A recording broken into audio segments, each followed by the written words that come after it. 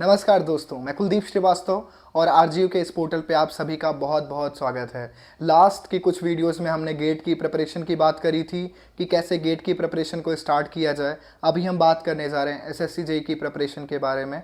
और SSC JEE के exam में करीब एक महीना बचा हुआ है। 14 नवंबर से 16 नवंबर के बीच में एसएससी जेईई का एग्जामिनेशन है और इस बार एसएससी 3000 वैकेंसीज़ के साथ में आया है, जिसमें सीपीडब्ल्यूडी और बीआरओ की सबसे ज़्यादा वैकेंसीज़ हैं। तो ये चांस आप मत जाने दीजिए इस बार। और एक महीने बचे हुए हैं और जी तोड़ मेहनत कीजिए। एक महीने में भी इस एग्ज़ाम को क्लियर किया जा सकता है और एक महीने में कैसे आप क्लियर कर सकते हैं, इसका पूरा का पूरा रेशनल एनालिसिस मैं इस वाइट बोर्ड पे करा हूँ। और ये एनालिसिस मैंने लास्ट के 5 to 6 ईयर्स के जो पेपर एसएससी जेईई किया है उसके बेसिस पे किया है पूरा का पूरा एनालिसिस। और ये मैंने सारा कुछ लिख रखा है, आपको मैं डिटेल वाइज सारी की सारी चीज़ें समझाऊंगा और कैसे हम आगे प्रोसीड करें इस एक महीने में वो भी मैं आपको बताऊंगा।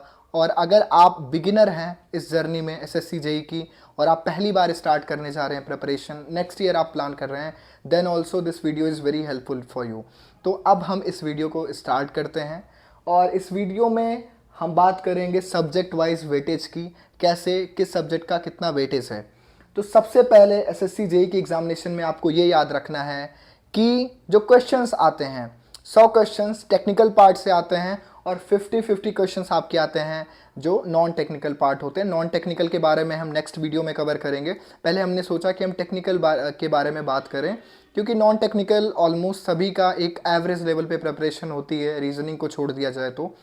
लेकिन बाकी जो टेक्निकल पार्ट है उसमें आपको एक्सेल करना है, उसमें आपको अच्छा करना है, ठीक है। तो आपको क्या करना है, प्रिपरेशन प्लान करने के पहले आपको पूरा का पूरा वेटेज होना चाहिए, एक सीक्वेंस में आपको सब्जेक्ट की स्टडी करनी है। तो सबसे पहला सब्जेक्ट जो सबसे इंपॉर्टेंट सब्जेक्ट है एसएससी जेईई एग्जामिनेशन का, वो है आपका बिल्डिंग मटेरियल। जैसा कि आप जानते होंगे, आई होप कि SSC JEE is not much into numerical things. Numericals आते हैं बट अगर आप इसको गेट्स या ईएससी से कंपेयर करोगे तो उतने न्यूमेरिकल्स नहीं आते। और उसके साथ में जो लेवल ऑफ क्वेश्चन होता है एसएससी जेईई के न्यूमेरिकल्स का, वो उतना टफ नहीं होता है अगर आप इसको गेट से या ईएससी से कंपैरिजन करोगे।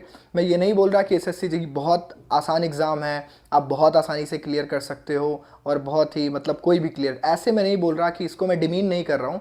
बट मैं आपको ये बता रहा हूँ कि अगर आपने कॉन्सेप्ट्स थोड़े बहुत पढ़े हैं, फॉर्मूले आपको याद हैं, ठीक है, तो आप आसानी से क्वेश्चंस को सॉल्व कर सकते हो। मैं आपको एग्जांपल देके कैसे आप प्रिपरेशन में अपने, अगर आप गेट की भी प्रिपरेशन कर रहे हो and you have filled the form for SSC JEE, तो आप एक महीने में कैसे आपको अपने आप को एक्सीलरेट करके इस एग्ज़ाम में अच्छे से अपीयर हो सकते हैं। तो सबसे पहला सब्जेक्ट जो आपका है वो है बिल्डिंग मटेरियल। इससे 13 से 15 क्वेश्चन आते हैं, ठीक है। अब आप ये सोच के जाइए कि अगर आप इस सब्जेक्ट को छोड़ के जाएंगे, ठीक है, तो आपको 13 से 15 क्वेश्चन का लॉस होने वाला। ये एवरेज डाटा है जो लास्ट के 5 to 6 ईयर्स का मैंने उठाया है, ठीक है। तो 13 से 15 क्वेश्चन आते हैं यहाँ से, तो आप बिल्डिंग मटेरियल बिल्कुल भी नहीं इग्नोर कर सकते। आपको कंप्लीट करने हैं सारे के सारे टॉपिक्स, और ये टॉपिक्स कुछ ऐसे सीक्वेंस में हैं। आपको सीमेंट अच्छे से करना है, उसके बाद में जो टिम्बर होता है, टिम्बर वाला पार्ट होता है, वो आपको अच्छे से करना है। And there after you would be able to score good marks इस पर्टिकुलर बिल्डिंग मटेरियल वाले पार्ट में। और उसके बाद में कंक्रीट का जो पोर्शन होता है उसको आप बहुत अच्छे से करो, ठीक है। टिम्बर से अच्छे खासे क्वेश्चन एसएससी जेईई के बिल्डिंग मटेरियल वाले पार्ट में आते हैं। फिर आपका मैंने बताया सीमेंट, कंक्रीट, ये पार्ट आप पढ़ सकते हो। और बिल्डिंग मटेरियल का हम आगे कवरेज करेंगे हमारे चैनल पे, डेडिकेटेड फॉर एसएससी जेईई और ईएससी के लिए। हम बिल्डिंग मटेरियल पूरा का पूरा कॉन्सेप्ट के साथ में फ्री ऑफ कॉस्ट आपको प्रोवाइड करेंगे सारे के सारे लेक्चर्स, ठीक है। तो आप बिल्डिंग मटेरियल वहाँ से भी कवर कर सकते हो। और अगर आप किसी बुक से कवर करना चाहते हो तो अभी बुक के पीछे मत भागिए, अगर एक महीने बचे हुए हैं क्योंकि आपके पास में। लेकिन अगर आपके पास में बहुत सारा टाइम है, अगर आप नेक्स्ट ईयर के लिए अपीयर कर रहे हो, तो आप बुक से भी पढ़ सकते हो, क्योंकि आपकी कॉन्सेप्चुअल क्लैरिटी अच्छी करेगा और आप आगे के भी एग्जामिनेशन में अपीयर हो सकते हो। तो बिल्डिंग मटेरियल का आपको खास ध्यान रखना है।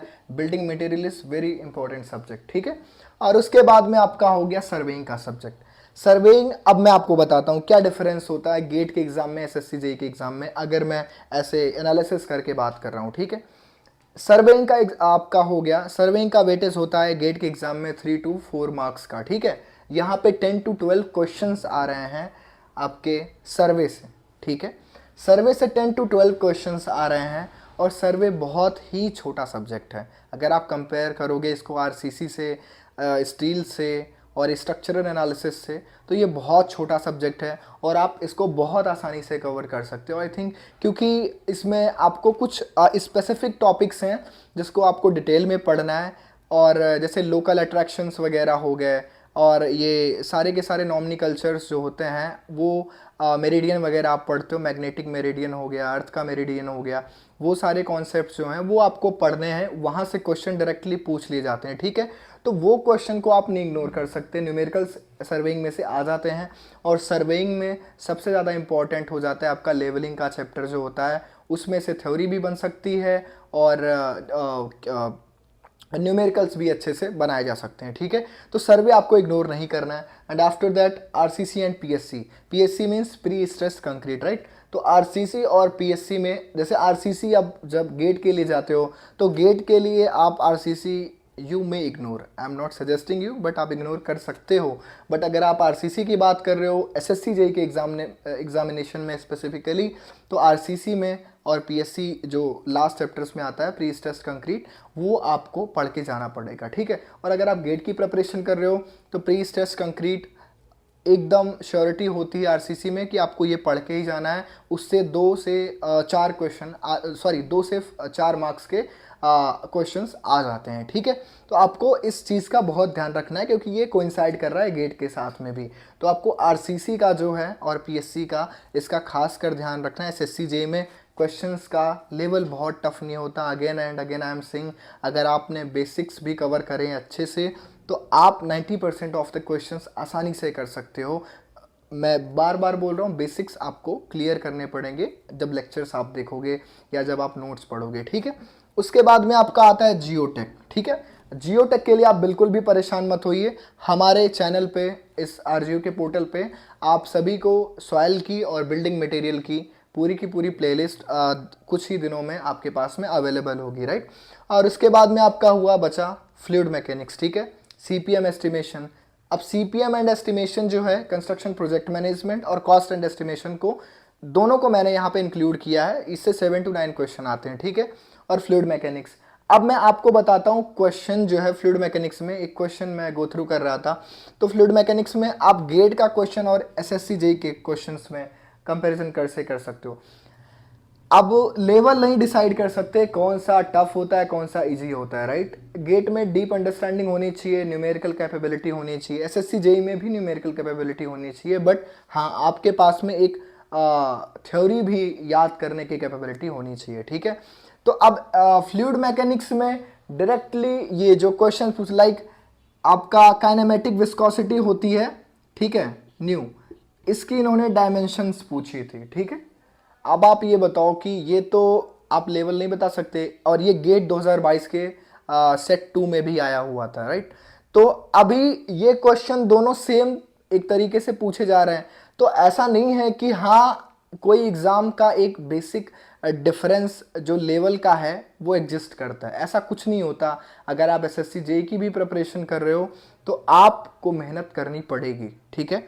और ये देखिए डायरेक्टली क्वेश्चंस आते हैं जो बहुत इजी होते हैं, आप डायरेक्टली इसको बस, अगर आपको मेमोरी में है, क्वेश्चंस याद हैं, कॉन्सेप्ट्स, तो आप बहुत आसानी से कर सकते हो, ठीक है। और सॉइल में आपको पूरा का पूरा अच्छे से कवर कराया जाएगा हमारे चैनल पे, ठीक है। और आप ये 9 to 11 क्वेश्चन आसानी से स्कोर कर सकते हो, पूरे के पूरे क्वेश्चन आप सॉल्व कर सकते हो, ठीक है। उसके बाद में कॉस्ट एंड एस्टिमेशन, मैं आपको सजेस्ट करूंगा अगर आप गेट की प्रिपरेशन करते हो, कॉस्ट एंड एस्टिमेशन बहुत ज़्यादा कन्वेंशनल सब्जेक्ट नहीं है, मतलब कि ये बहुत ज़्यादा बच्चे प्रिपेयर भी नहीं करते जब कॉम्पिटिटिव एग्जामिनेशन के लिए जाते हैं, ठीक है।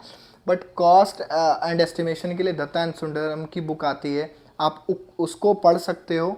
और सीपीएम के लिए हम अपने इस चैनल पे प्रोवाइड करेंगे आपको लेक्चर्स, ठीक है। कंस्ट्रक्शन प्रोजेक्ट मैनेजमेंट में आपका क्या होने वाला है कि आपको जो क्रैश टाइम हो गया और उसके बाद में आपका ये जो एक्टिविटीज़ हो गई, ये सारे के सारे, और प्रोजेक्ट ड्यूरेशन, ये सारा कुछ आपको पढ़ना है। बट लेंदी क्वेश्चंस नहीं आएंगे, छोटे से छोटे क्वेश्चंस आपको उठा के इसमें दिए जाएंगे और आपको वो सॉल्व करना रहेगा, ठीक है। तो ये मैंने एक सीक्वेंस ऐसे बना रखा है कि आपको स्टार्ट कैसे करना है, इस डायरेक्शन में आप जाइए, फिर इस डायरेक्शन में जाइए, ठीक है, इसके बाद ये लेयर पे पहुंचिए, इस डायरेक्शन में, इस डायरेक्शन में, इस डायरेक्शन में। तो ऐसे आपको कवर करना है। And after that irrigation and hydrology, transportation engineering, environmental engineering. अब इरिगेशन एंड हाइड्रोलॉजी में क्या करना है आपको, वाटर रिक्वायरमेंट ऑफ क्रॉप हो गया आपका, ठीक है, और उसके बाद में जो बेसिक नॉमिनिकल्चर्स हैं, वाटर एफिशिएंसी जो होती है जब हम इरिगेशन करते हैं, ये सारी चीज़ें आपको पढ़ के जानी है। और कैनल्स वगैरह के जो डिज़ाइन होते हैं उनमें कुछ नॉमिनिकल्चर होता है, वो भी आपको अच्छे से गो थ्रू करके जाना है, ठीक है। तो इरिगेशन एंड हाइड्रोलॉजी में आपको ये अच्छे से करके जाना है। और एसएससी जेई का एग्जामिनेशन है तो थ्योरी पे थोड़ा ज़्यादा ध्यान रखिएगा, इससे 7 से 9 क्वेश्चन आते हैं, ठीक है। और ये गेट के लेवल पे भी अगर आप जाओगे तो गेट में भी बहुत ही आसान क्वेश्चन हाइड्रोलॉजी से पूछे जाते हैं। और एक कन्वेंशनल पैटर्न है जिसको फॉलो कर रहा है गेट कई सालों से, कि इस पर्टिकुलर चैप्टर से लाइक जो आपका हाइड्रोग्राफ्स होते हैं उस चैप्टर से गेट क्वेश्चन पूछता है, ठीक है। एसएससी जेई में क्वेश्चंस अगर न्यूमेरिकल उसको डिज़ाइन करने हैं तो आपको हाइड्रोग्राफ्स वगैरह दे सकता है, बट उतने लेंदी क्वेश्चन नहीं बनाते। क्यों? क्योंकि आप इस चीज़ को बहुत ध्यान से समझिए, क्योंकि आपके पास टाइम कम है, ठीक है। और जब टाइम कम है और आपको क्वेश्चंस ज़्यादा करने हैं, गेट के लिए आपको 3 घंटे मिलते हैं और 65 क्वेश्चंस करने होते हैं, राइट। और आप टाइम जानते हो एसएससी जेई का, क्वेश्चंस होते हैं 200, ठीक है। और same is applicable for ESC also, वहाँ पे 150 क्वेश्चंस आपके आ गए, ठीक है। तो वैसे ही होता है जब टाइम कम होता है, तो ये बट ऑब्वियस है कि हाँ वो क्वेश्चंस का लेवल इतना टफ नहीं रखेंगे, इतना कैलकुलेटिव नहीं रखेंगे, क्योंकि हर एग्ज़ाम के रिक्वायरमेंट के हिसाब से क्वेश्चंस रिफ्रेम किए जाते हैं, राइट। तो उसके बाद में आपका ट्रांसपोर्टेशन इंजीनियरिंग हो गया, 7 से 9 क्वेश्चन, 7 से 8 क्वेश्चन एवरेज है, बट आप मान सकते हो 8 से 9 क्वेश्चन आ जाते हैं, ठीक है, ट्रांसपोर्टेशन इंजीनियरिंग में। और यहाँ पे ट्रांसपोर्टेशन इंजीनियरिंग में एसएससी जेई किसको, जो आपका पेमेंट मटेरियल्स हो गया, ठीक है, इसको बहुत ज़्यादा वेटेज देता है एसएससी जेई, पेमेंट मटेरियल से बहुत ज़्यादा क्वेश्चन पूछ लेता है, ठीक है। और उसके बाद में मैं आपको बताता हूँ ये कैसे क्वेश्चन पूछता है। एसएसडी का आपको फॉर्मूला याद होगा, ठीक है। एसएसडी का फॉर्मूला जो होता है +V/TR, ठीक है। इस फॉर्मूले में डायरेक्टली V की वैल्यू और F की वैल्यू उन्होंने दे रखी थी। रिएक्शन टाइम आपको पता ही है 1.52 सेकेंड्स लेते हैं, राइट। अलग अलग बुक्स में अलग अलग रेफर करा होता है, बट गेट में डायरेक्टली देते हैं अगर वो जैसा रिएक्शन टाइम हो उनको उस फार्मूले में रखवाना होता है, ठीक है। तो उसके बाद में आपको क्या करना है, देखो आपको फॉर्मूला याद है, आपने डायरेक्ट वैल्यू रख दी, तो आप ऐसे क्वेश्चंस को नहीं छोड़ के जा सकते। You can not afford these questions if you are skipping this topics, right. तो आपको ये छोड़ के नहीं जाना है। और रही बात एनवायरनमेंट की, 6 to 8 क्वेश्चंस आते हैं, और 6 to 8 क्वेश्चंस के लिए आपको बहुत ज़्यादा पढ़ना पड़ता है, राइट। तो मैं सजेस्ट करूँगा अगर आपके पास में 1 महीने हैं, ठीक है, और मैं दोनों के साथ में बता रहा हूँ, अगर आप बिगिनर हो और अगर आपके पास में 1 महीने हैं, ठीक है, तो फिर आप एनवायरनमेंट को स्किप भी कर सकते हो, राइट। एनवायरनमेंट में अगर आपको पढ़ना है तो आप क्वालिटी पैरामीटर्स पढ़ के जाइए, क्वालिटी पैरामीटर से क्वेश्चन पूछे जाते हैं, ठीक है। ट्रीटमेंट ऑफ वाटर से, और वो जो वेस्ट वाटर इंजीनियरिंग है, ठीक है।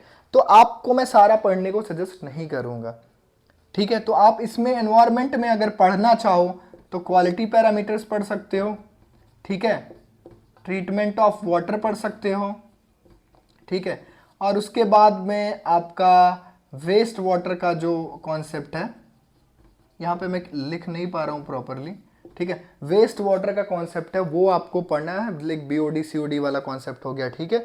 तो ये तो पढ़ के जाना, मतलब पूरा मत कवर करना, वो जो ट्रिकलिंग फिल्टर वगैरह वो देख लेना, ठीक है, अगर आपको टाइम लग रहा है कि आपके पास है। और ये बिल्डिंग मटेरियल सर्वे, इस सीक्वेंस में आप सब्जेक्ट्स को स्टार्ट करिए, और अगर आपके पास में नेक्स्ट ईयर का टाइम है तो आप इसको बहुत अच्छे से करके जाइए, ठीक है। उसके बाद में आपका सोम मैकेनिक्स, स्टील और स्ट्रक्चरल एनालिसिस, ठीक है। स्ट्रक्चरल एनालिसिस में क्या है आपका 2 to 3 क्वेश्चंस पूछे जाते हैं, स्टील में 3 to 4 questions, 3 to 5 question SOM and mechanics से। आप ईगो में लेके मत तैयारी कीजिए, आप एनालिसिस कीजिए फिर तैयारी कीजिए। ज़रूरी नहीं है कि आपको स्ट्रक्चर आता है तो स्ट्रक्चर एसएससी पूछेगा ही पूछेगा ज़्यादा, ठीक है। और same is applicable for GATE examination. हाँ, स्ट्रक्चर एनालिसिस में वो जो स्टैटिक इंडिटर्मिनेसी होती है, काइनेटिक इंडिटर्मिनेसी होती है, उसको पढ़ के जाओ, उसके सिंपल फॉर्मूले हैं, ठीक है, वो फॉर्मूले रट के जाओ, याद करके जाओ, समझ के जाओ, जो भी कर सकते हो आप करके जाओ। बट हाँ, एक बार उसको कवर करके जाओ। और स्टील आपका हो गया, तो स्टील आप छोड़ के जा सकते हो यार, मैं रेकमेंड नहीं करूँगा। क्यों? क्योंकि स्टील अभी एक महीना है आपके पास में, steel is such a vast subject. GATE के लिए भी लोग छोड़ के जाते हैं, जबकि 2 से 3 नंबर के क्वेश्चन, कभी कभी 3 to 5 का वेटेज हो जाता है, ठीक है, तो आता है। फिर भी स्टील इतना वास्ट सब्जेक्ट है। लाइक प्लास्टिक एनालिसिस गेट में सर्टेन होता है कि प्लास्टिक एनालिसिस से क्वेश्चन आएंगे, but it is not sure for SSC JEE। दे में ask any other question, design criteria से भी पूछ सकते हैं, ठीक है।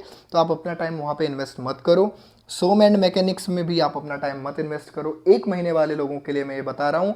और अगर आपके पास में बिगिनर वाला आपका अभी अप्रोच है, आपके पास में नेक्स्ट ईयर का टाइम है, ठीक है, आप पूरा का पूरा वेटेज को देख के ध्यान से अच्छे से पढ़ के जाइए। और SSC JEE का जो एग्ज़ामिनेशन 1 महीने बाद होने वाला है, उसमें आप अच्छे मार्क्स के साथ में SSC JEE को क्लियर कीजिए, ठीक है।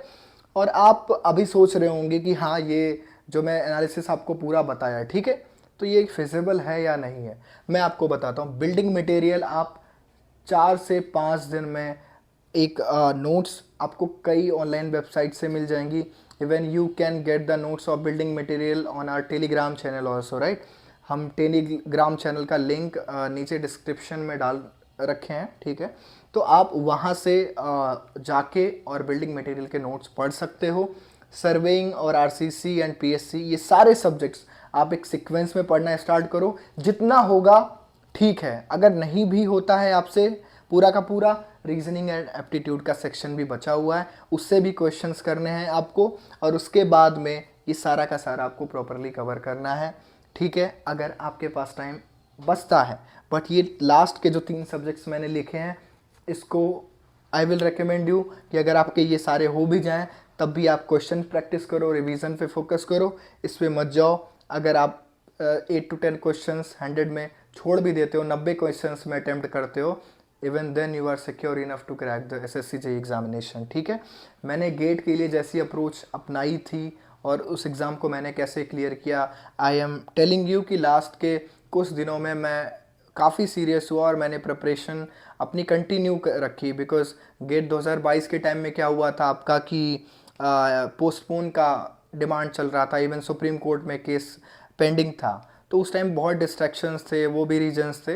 बट लास्ट के जो 10-15 दिन थे, in that particular time I focused my all the time, all the devotion, जो भी कुछ था सब कुछ पूरा का पूरा 15-10 दिन में मैंने अच्छे से करा। बट एनालिसिस मैंने करा था, and I am assuring you कि एनालिसिस बहुत इंपॉर्टेंट है।